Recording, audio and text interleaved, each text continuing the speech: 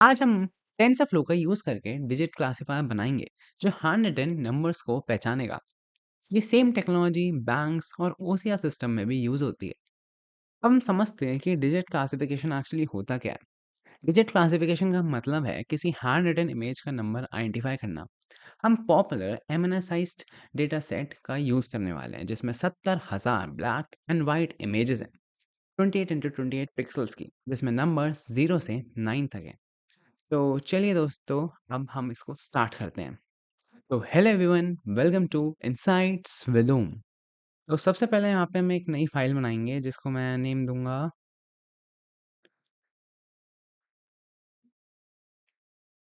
Digit classification.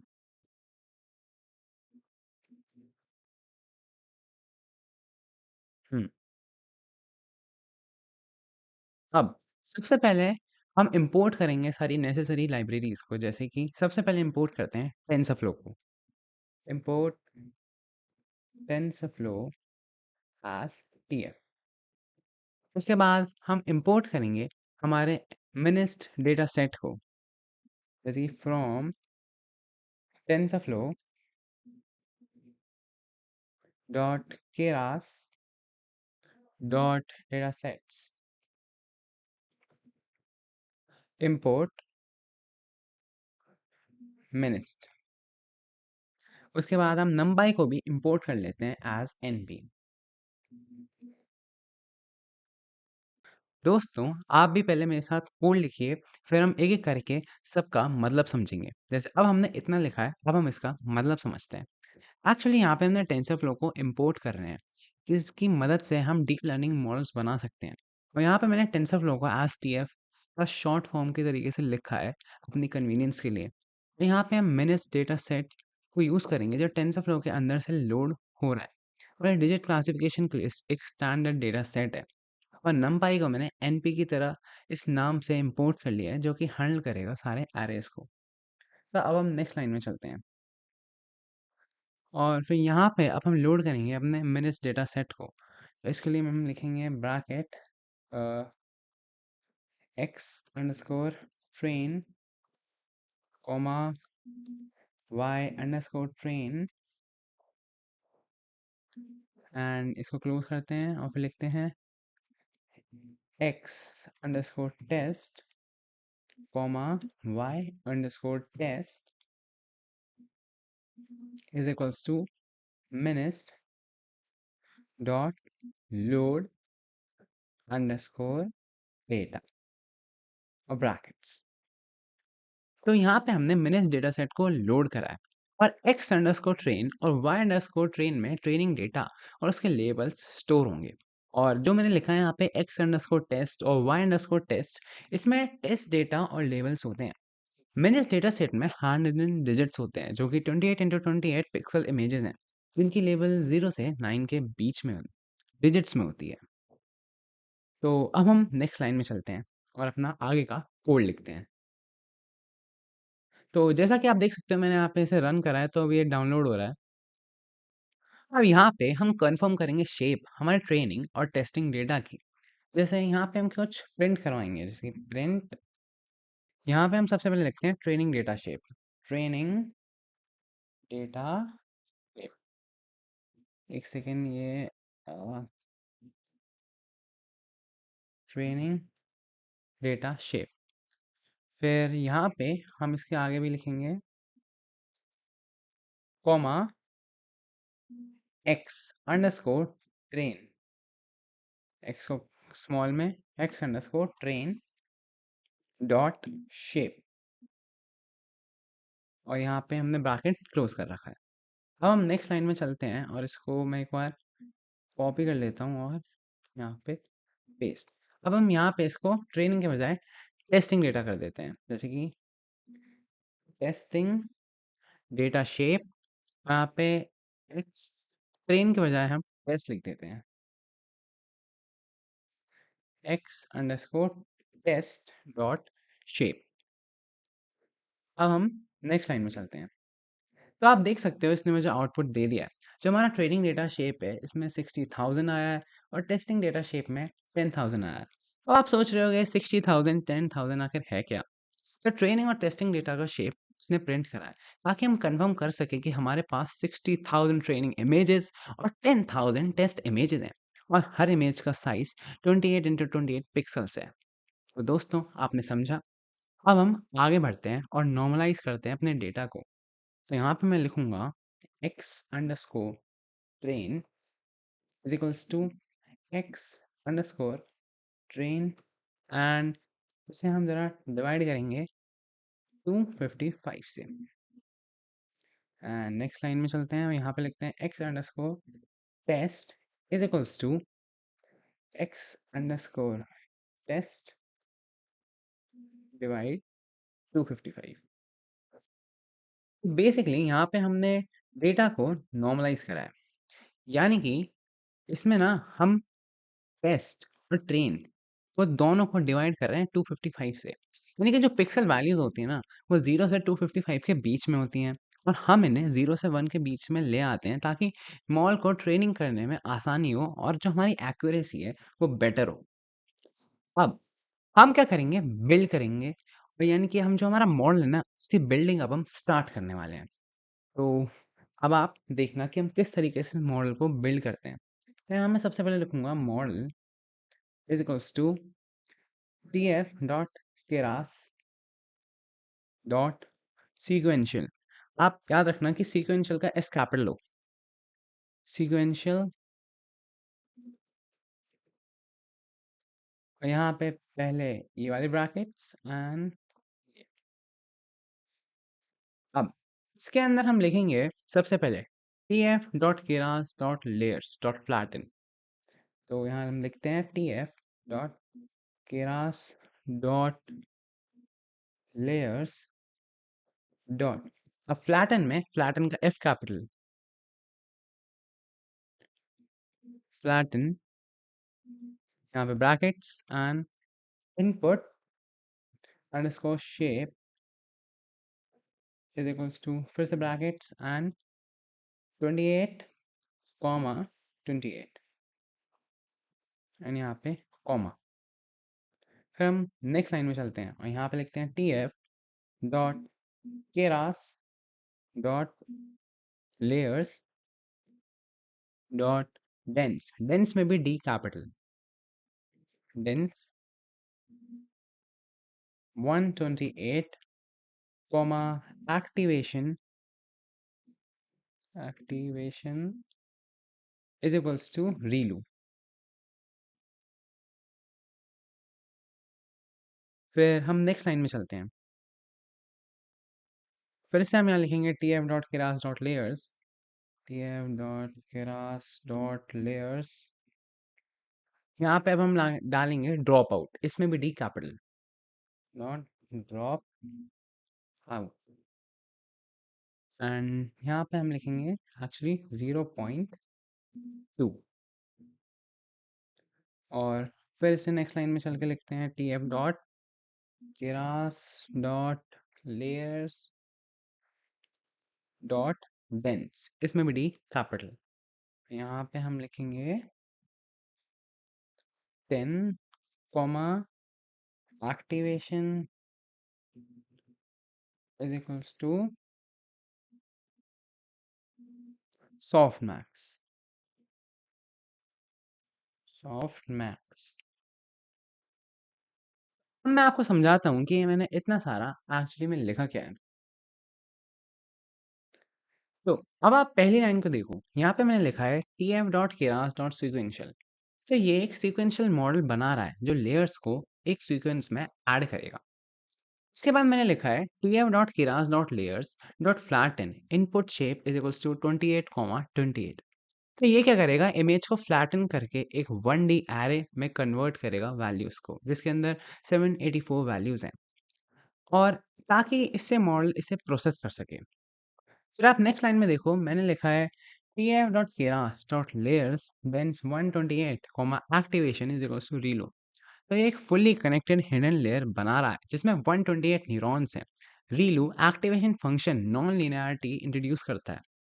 उसके बाद मैंने लिखा है tf dot keras dot layers dot dropout 0.2। वह रैंडमली 20% न्यूरॉन्स को ट्रेनिंग के दौरान डिसेबल करता है ताकि मॉडल ओवरफिटिंग ना कर ले। उसके बाद लास्ट लाइन मैंने लिखी है TF dot Keras dot layers dense 10 comma activation is equals to softmax. तो आउटपुट लेयर जिसमें 10 न्यूरॉन्स हैं और हर न्यूरॉन एक डिजिट 0 से 9 को बीच में रिप्रेजेंट करता है। और सॉफ्ट मैक्स जो सॉफ्ट मैक्स फंक्शन है ना, ये प्रोबेबिलिटीज कैलकुलेट करता है। तो आप समझ गए ना कि हमने मॉडल किस तरीके से बनाया है। अब हम आगे चलते हैं और इसको फिर कंपाइल करना स्टार्ट करते हैं। तो हाँ, यहाँ पे हमने कॉमा नहीं दिया था इसलिए एरर आ गया। तो अब ये सही से चलेगा। 1 सेकंड। अब हम स्टार्ट करते हैं कंपाइल करना अपने मॉडल को। तो यहाँ मैं लिखूँगा मॉडल डॉट कंपाइल और यहाँ पे optimizer optimizer is equals to Adam and यहाँ पे मैं एक्चुअली ब्रैकेट को नीचे लेके जाऊँगा और यहाँ पे मैं कॉमा दूँगा और नेक्स्ट लाइन में हम लिखेंगे loss is equals to sparse underscore categorical underscore cross entropy। उसके बाद मैं एक कॉमा दूंगा और लिखूंगा। उसके बाद यहाँ पे मैं लिखूंगा metrics is equals to accuracy accuracy. और यहाँ पे एक एक्स्ट्रा स्पेस है, इसे मैं यहाँ से हटा देता हूँ। तो अब हमने अपने मॉडल को कंपाइल भी कर लिया है। आखिरी इसे भी मैं ऊपर ही ले आता हूँ। हम्म अब दोस्तों हम ट्रेन करेंगे अपने मॉडल को। और हाँ, मैं आपको एक बात और बता दूँ, जैसे यहाँ पे हमने लिखा है ना मॉल डॉट कंपाइल, तो एक्चुअली ये क्या कर रहा है, मॉल को ट्रेन कर रहा है। मतलब जो हमारी ट्रेनिंग होगी ना, उसके लिए इसे प्रिपेयर कर रहा है। और यहाँ पे मैंने जो लिखा है ना optimizer is equals to Adam, तो ये एडम ऑप्टिमाइज़र यूज़ कर रहा है जो एक एफिशिएंट ऑप्टिमाइज़ेशन एल्गोरिथम है। और नेक्स्ट लाइन में फिर जो मैंने लिखा है loss is equals to sparse underscore categorical underscore cross entropy, तो ये लॉस फंक्शन सेट करता है जो मल्टी क्लास क्लासिफिकेशन के लिए सूटेबल है। और फिर नेक्स्ट लाइन में जो हमने लिखा है metrics is equals to accuracy, तो ये मॉडल की परफॉर्मेंस मेजर करने के लिए एक्यूरेसी को मेट्रिक के रूप में सेट करता है। तो अब हम क्या करेंगे, ट्रेन करेंगे अपने मॉडल को। तो यहाँ मैं लिख देता हूँ मॉडल डॉट फिट। एक सेकेंड ये टाइप नहीं हो रहा। मॉडल डॉट फिट एंड यहाँ पे x underscore train comma y underscore train comma epoch is equals to 5। तो एक्चुअली मॉल डॉट फिट, ये इसने क्या करा है, इसने मॉल को ट्रेनिंग डेटा पर फिट करा है। और यहाँ जो हमने लिखा है ना इपोक इज इक्वल्स टू 5, तो ट्रेनिंग को 5। तो बेसिकली आप यहाँ पे देख सकते हो कि हमें एक एरर आ रहा है। अब ऐसे एरर्स जब भी आपको कोड करते टाइम आए, तो आपको इनसे डरने की ज़रूरत नहीं है। बस सिंपली आपको आइडेंटिफाई करना है कि किस गलती की वजह से आपको एरर आ रहा है। अब जैसे कि यहाँ पे मुझे पता है, यहाँ पे मैंने यहाँ पे एक एस नहीं ऐड करा है, इसलिए आ रहा है। अब ये ठीक हो गया। एक्चुअली आप देख सकते हो कि इसमें ना मैंने पहले कंपाइल को हमें रन करना होगा दोबारा से, तब जाके फिक्स हो जाएगा। जैसे अब मैं यहाँ पे से करूँगा शिफ्ट एंटर एंड अब फिर मैं यहाँ पे से करूँगा शिफ्ट एंटर एंड आप देख सकते हो कि अब काम कर रहा है। तो अब हम आगे बढ़ते हैं। अब हम क्या करेंगे कि हम अपने मॉडल को एवेल्यूएट करेंगे एक टेस्ट सेट के ऊपर। तो यहाँ पे मैं कोड लिखना स्टार्ट करता हूँ, आप भी मेरे साथ लिखना। तो यहाँ मैं लिखूंगा test underscore loss comma test underscore accuracy is equals to model dot evaluate and brackets में x underscore test comma y underscore test। ठीक है। फिर हम नेक्स्ट लाइन में चलते हैं, इसी की एंटर करके और कुछ प्रिंट करवाते हैं। हम प्रिंट करवाएँगे single inverted commas and backslash and test accuracy. Test accuracy, फिर इसको एक कॉमा देंगे और लिखेंगे टेस्ट अंडरस्कोर एक्यूरेसी, बस। अब हम इसे रन करते हैं। तो मैं आपको समझाता हूँ एक्चुअली हमने करा क्या। हमने सबसे पहले लिखा मॉडल डॉट इवैल्यूएट। इसने क्या करा, मॉडल को टेस्ट डेटा पर टेस्ट करा ताकि जो लॉस और एक्यूरेसी हमें इसकी मिल सके। मतलब कि बेसिकली इसने क्या करा है, इसने ना टेस्ट करा है ताकि हमें इसकी लॉस और एक्यूरेसी मिल सके। फिर नेक्स्ट लाइन में जो हमने लिखा है print backslash and test accuracy और ये पूरा कोड, इसमें हमने क्या करा है, जो हमारा टेस्ट डेटा है उस मॉडल की एक्यूरेसी हमने प्रिंट करवाई है, जिसका इसने मुझे शो करा है कि वो है 97%। यानी कि 97% एक्यूरेसी हमारे मॉडल में है। अब हम कुछ प्रेडिक्शंस इससे करवाते हैं। तो सबसे पहले हमें लिखना है predictions, predictions is equals to model dot predict bracket में x underscore test. And next line में चलते हैं, यहाँ पे हम कुछ प्रिंट करवाएंगे। प्रिंट, यहाँ पे डबल इन्वर्टेड कॉमास एंड यहाँ पे लिखते हैं predicted digit for the first image and यहाँ पे हमें कॉमा देंगे एंड आगे लिखेंगे np डॉट आज मैक्स एंड यहाँ पे ब्रैकेट प्रेडिक्शंस और यहाँ पे हम लिख देंगे 0। हाँ, अब इसे रन करने से पहले मैं आपको समझा देता हूँ एक्चुअली हमने यहाँ पे किया क्या है। बेसिकली यहाँ पे हमने मॉडल डॉट प्रिडिक्ट का यूज़ करा है। ये क्या करता है, टेस्ट डेटा पर प्रेडिक्शंस करता है और प्रोबेबिलिटीज़ को रिटर्न करता है।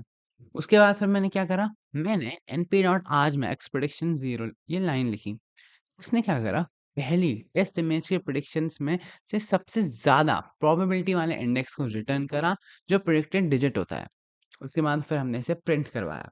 अब हम इसे रन करते हैं।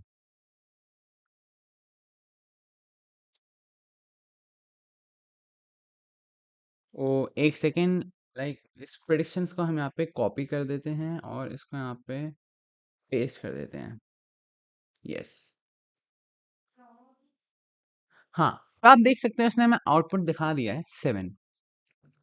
तो अब मैं आपको जल्दी से कुछ शुरुआत से बता देता हूँ कि हमने बेसिकली स्टार्टिंग से करा क्या। हमने सबसे पहले इंपोर्ट करी सारी नेसेसरी लाइब्रेरीज को।